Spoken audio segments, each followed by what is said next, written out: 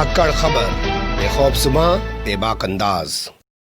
धाकड़ खबर के news room से मैं आपके साथ हूं अकरम रईस खान। इस वक्त दुनिया में जहां अमेरिका के चुनाव को लेकर बात हो रही है और इंडिया में जहां बिहार चुनाव के नतीजों को लेकर बात हो रही है, उसी दौरान एक और खबर साथ साथ चल रही है और वो है अर्णब गोस्वामी की गिरफ्तारी से लेकर पूरे मामले को ऐसा नैरेटिव देने की, ऐसी धारणा देने की कोशिश की जा रही है कि जैसे एक पत्रकार को गिरफ्तार कर लिया। हालांकि वो पत्रकारिता जो करते हैं उसको बहुत सारे लोग पत्रकारिता मानने को तैयार नहीं है। ये कहा जा सकता है कि एक चैनल का मालिक गिरफ्तार हो गया, ये हो गया, वो हो गया। खैर, सब इन चीज़ों को छोड़ते हैं, लेकिन अब उनका एक वीडियो सामने आ गया है जिसके बाद बहुत सारे सवालों ने जन्म ले लिया है। पहले आप वो वीडियो देख लीजिए, फिर आपसे बात करते हैं कि सवाल क्या पैदा हो रहे हैं उनका इस वीडियो सामने आने के बाद।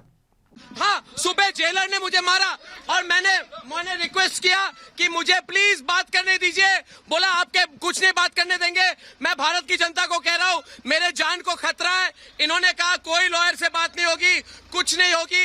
मैं रिक्वेस्ट कर रहा हूँ आप लोगों से, ये मेरे साथ बहुत जुल्म हो रहा है। मेरी पुलिस कस्टडी रिजेक्ट हो चुकी है। ये लोग मुझे देर कराना चाहते हैं, मुझे बाहर नहीं जाने देना चाहते। आप मेरी हालत देख रहे हैं। इन्होंने मुझे घसीटा, सुबह रात को ही इधर जेल में लाने की कोशिश की। मैंने बोला कि प्लीज मुझे लॉयर से बात करने दीजिए, तो बोला नहीं। मैं सुप्रीम कोर्ट से रिक्वेस्ट कर रहा हूँ, आज मैं सुप्रीम कोर्ट से रिक्वेस्ट कर रहा हूँ, मुझे प्लीज बेल दी। मुझे जेल में जेलर ने मारा है, मेरी जान को खतरा है, देशवासियों, भारतवासियों मुझे बचा लो। इस तरीके की वो अपील करते हुए दिखाई दे रहे हैं। लेकिन वो जो अपील कर रहे हैं आप देख ही रहे होंगे, पुलिस की वैन है, यानी कि जो कैदियों को लेके जाती है उससे कर रहे हैं। तो पहला सवाल ये कि ये आखिर वैन में जा कहाँ रहे हैं, और दूसरा सवाल ये कि अब 4 दिन बाद ये सामने क्यों आए हैं, क्योंकि गिरफ्तारी तो इनकी 4 नवंबर को हुई थी। बता दें आपको, एक शख्स थे जिनका नाम था अवन्य नाइक। वो जो है इंटीरियर डिज़ाइनर थे। उनका 5 करोड़ 40 लाख रुपए बकाया था। इन्होंने दिया नहीं आरोप है, जिसके चलते उन्होंने सुसाइड कर लिया। उनकी मां कुमदी नाइक ने भी सुसाइड कर लिया। 3 लोगों के खिलाफ जो है मृतक की पत्नी ने FIR दर्ज कराई थी, क्योंकि सुसाइड नोट बरामद हुआ था और उसके बाद से मामला ठंडे बस्ते में पड़ा हुआ था। लेकिन अब गर्मा गया। इसमें गिरफ्तारी इन तीनों की हो चुकी है। हाई कोर्ट में सुनवाई 2 दिन की पूरी हो चुकी है। जमानत इनको मिली नहीं है। हाई कोर्ट ने साफ कह दिया कि अगर ऐसे जमानत देंगे तो एक नज़ीर बन जाएगी, एक मिसाल बन जाएगी और हर कोई जमानत लेने के लिए यहाँ पे ढेर लगा देगा जमानतों का। लेकिन हम बात करते हैं कि जो वीडियो में बोलते हुए दिख रहे हैं वो वैन में क्यों नजर आ रहे हैं, 4 दिन बाद क्यों नजर आए। तो पहले आपको बताते हैं 4 दिन बाद क्यों नजर आए। 4 नवंबर की सुबह 6:30 बजे इनको गिरफ्तार कर लिया गया इनके घर से। उस वक्त भी इन्होंने आरोप लगाया था कि साहब मुझे मारा पीटा। इससे पहले आपने देखा होगा, कई महीने पहले का मामला है। सड़कों पे इन्होंने कहा कि कुछ लोग मेरा पीछा कर रहे थे, मेरी गाड़ी में यूं कर रहे थे, सिक्योरिटी गार्ड इनके साथ थे, थाने में जाके घुस गए थे जान बचाने के लिए। तमाम तरीके की चीज़ें उन लोगों को आज तक पता नहीं चल पाया। ये अपने आप को जो है मारने वाला, पीड़ित दिखाने की कोशिश करते हैं, इमोशनली कार्ड खेलने की कोशिश करते हैं। और ये सिलसिला इनका बहुत लंबा पुराना है, लगभग 20 साल पुराना। गुजरात दंगों के दौरान ये कभी रिपोर्टिंग करने नहीं गए। जो राजदीप सरदेसाई हैं इंडिया टुडे वाले, उन्होंने साफ बताया, जिन्होंने गुजरात दंगों पे किताब लिखी। लेकिन इस शख्स ने कह दिया मुझे तो वहाँ मार डालते लोग, मेरी कार पे हमला कर रहे थे। तो इमोशनली ड्रामा करना और उसको कैश करना है आता है इन्हें। कुछ लोगों ने सीख लिया है देश के अंदर। ये स्थिति यहाँ उभर रही है इनके इस वीडियो सामने आने के बाद। लेकिन मैं बात कर रहा था कि 4 नवंबर को इनके घर से गिरफ्तार किया गया। उसके बाद इनको कोर्ट के सामने ले जाया गया। कोर्ट के सामने ले जाने के बाद इनको जेल भेज दिया गया। जेल ने कहा, जज ने कहा 14 दिन तक इनको न्यायिक हिरासत में रखा जाए। उसके बाद जो अलीबाग इलाका है उसका एक प्राइमरी स्कूल है, इनको वहाँ पर रखा गया। इनकी कोरोना जाँच कराई गई। अब जाँच रिपोर्ट आई, 4 दिन लगे उसमें। आज इनको जेल में शिफ्ट किया जा रहा है। तो समझिए आप कि 4 दिन बाद क्यों नजर आए। 4 दिन तक इनको यहाँ पे रखा हुआ था और 4 दिन तक इनकी तमाम जांचें चल रही थी। क्योंकि आपने देखा हो, जब ये गिरफ्तारी के वक्त कह रहे थे सोशल डिस्टेंसिंग बनाइए, सोशल डिस्टेंसिंग बनाइए, तो तमाम प्रक्रियाओं का पालन करते हुए। ये तो वैसे भी बाहर निकल के एक ड्रामा तो दिखाने ही वाले हैं। जिस दिन जमानत मिल जाएगी बताएंगे इन्हें कैसे मारा, क्या मारा, खाने को क्या दिया, क्या नहीं दिया, नहाने को क्या दिया, कैसे कैसे जुल्म किया।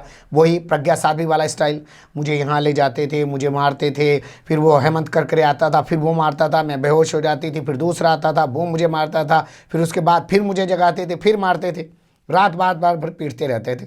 अब सोचिएगा कि ये जो जितनी बड़ी एजेंसियां होती हैं, मारती मारती किसी को नहीं है। ये भी आप सीधा समझ लीजिए, CBI कभी किसी को नहीं मार रही है। वो तो बैठाते हैं, बैठाओ इसको, एक आदमी पूछ के जाएगा, फिर दूसरा आएगा। आप देखिए हाथरस वाले मामले में क्या हो रहा है, CBI किसी को मार रही है ना, आरोपी को मार रही है, ना किसी पीड़ित को मार रही। वो तो पीड़ित परिवार से 20 बार पूछताछ कर रही है, कभी उसके लड़के को अलग बैठा के, कभी माँ को अलग बैठा के, कभी पिता को अलग बैठा के, माँ और बेटे को दूर दूर बैठा के। बेटा यहाँ बैठा सोच रहा है, माँ वहाँ डोले पे खेत के रो रही है सीबीआई के सामने, बेटे के पेट में दर्द हो रहा है, यार मेरी माँ क्यों रही है, मेरी माँ से ऐसा क्या पूछ रहे हैं, मेरी माँ से ऐसा क्या पूछ लेंगे। यही करती हैं बड़ी एजेंसियाँ, मारती वारती नहीं है वो लोग। बहुत कम रेयर केस होते हैं जहाँ कोई बड़ा आतंकवादी वगैरह मिल जाए उसको मारते हैं, लेकिन ये लोग तो एक जाएगा उठ के दूसरा आएगा, वो बैठ के फिर किताब खोल के बैठ जाएगा डॉक्टर की तरह, हाँ जी बताओ बुखार कब हुआ था, कब खांसी आई थी, कब जुकाम हुआ था, कब गोली खाई थी, कब नहीं खाई थी, रात को नींद आई थी कि नहीं आई थी, पेट भरा था कि नहीं भरा था। वे सवाल करते हैं और उन्हीं सवालों से ये लोग अपनी जाँच को आगे बढ़ाते हैं। लेकिन फिर भी एक बार इन्होंने आरोप लगाया है कि मुझे मारा जा रहा है, जो है मेरे साथ मारपीट की जा रही है, और ये आरोप सीधा लगा रहे हैं जेलर पर, जबकि जेलर की तो अभी भूमिका ही शुरू नहीं हुई। भाई जब आदमी जेल गया ही नहीं है तो उसकी जेलर की भूमिका शुरू कैसे हो गई, ये सोच के देखिएगा। क्योंकि जब अदालत ने कहा भाई इनको 14 दिन के लिए न्यायिक हिरासत में भेजा जा रहा, तो इनको ले जाके जो है अभी फिलहाल एक टेम्परेरी तौर पे जो जेल बनी हुई है उसमें रख दिया, तो वहाँ तो जेलर की भूमिका ही नहीं है, वहाँ जेलर आ ही नहीं सकता है। तो जेलर जब वहाँ आएगा तभी तो मारेगा ना, ये चीज़ को समझने की आपको ज़रूरत है। लेकिन अब इनको जेल में शिफ्ट किया जा रहा है, कहानी है ये, इसलिए ये आपको इस गाड़ी में दिखाई दे रहे हैं। इनको ले जाया जा रहा है जेल के अंदर, और कौन सी जेल में ले जाया जा रहा है और उनके एसपी का क्या कहना है वो भी आपके सामने कुछ चीज़ों के ज़रिए रख देते हैं। तो प्राइमरी स्कूल से इनको जेल ले जाया जा रहा है, इस वैन में बैठा के इनको जेल ले जाने की बात कही जा रही है, और अब इनको उसी जेल में रहना पड़ेगा जब तक कि इनको ज़मानत नहीं मिल पाएगी। जेल का नाम तलोबा जेल बताया जा रहा है, और वहाँ के जो एसपी हैं, मतलब वो जो जेलर हैं, उनका नाम है कौस्तुभ कुर्लेकर। उनका कहना है कि जेल में दाखिल होने के बाद भी अर्णब गोस्वामी को क्वारंटीन किया जाएगा, मतलब डायरेक्ट बैरिक में नहीं ले जाएंगे कि बैरिक में ले जाके छोड़ देना ही, पहले उनको एक आइसोलेशन वार्ड जो बना होता है आजकल जेलों में, जब भी कोई बाहर के कैदी जाते हैं पहले उसमें उनको रखा जाता है 2 दिन 5 दिन 10 दिन, उसके बाद उसको फिर जाके बैरिक में छोड़ा जाता है। ये तमाम जेलों में नियम बना हुआ है। आपको तो पता ही महाराष्ट्र में कोरोना किस हद तक फैला हुआ है, तो वो तमाम प्रिकॉशन रखते हैं। तो मैंने आपके सामने बताया वैन कौन सी है और वैन में क्यों दिखाई दे रहे हैं, 2 से 4 दिन बाद क्यों दिखाई दे रहे हैं, तीसरे ये तक बताया कि उनके आरोपों में कितना दम है, उस पर क्या गौर किया जा सकता है। अभी वो जेल गए नहीं हैं और जेलर पे आरोप लग रहा है साहब कि सुबाई जेलर उनको मार रहा है। बने रहेगा धाकड़ खबर के साथ। फिलहाल कमेंट्स के रूप में आप लोग अपनी राय दे सकते हैं, खबर को लाइक कर सकते हैं, चैनल को सब्सक्राइब कर सकते हैं और ज़्यादा से ज़्यादा हमारी खबरों को शेयर कर सकते हैं। फिर ऐसे ही किसी सुलगते हुए अवलस्ते मुद्दे लेकर मैं आपके सामने हूँगा हाजिर। फिलहाल अभी मुझे दें इजाज़त।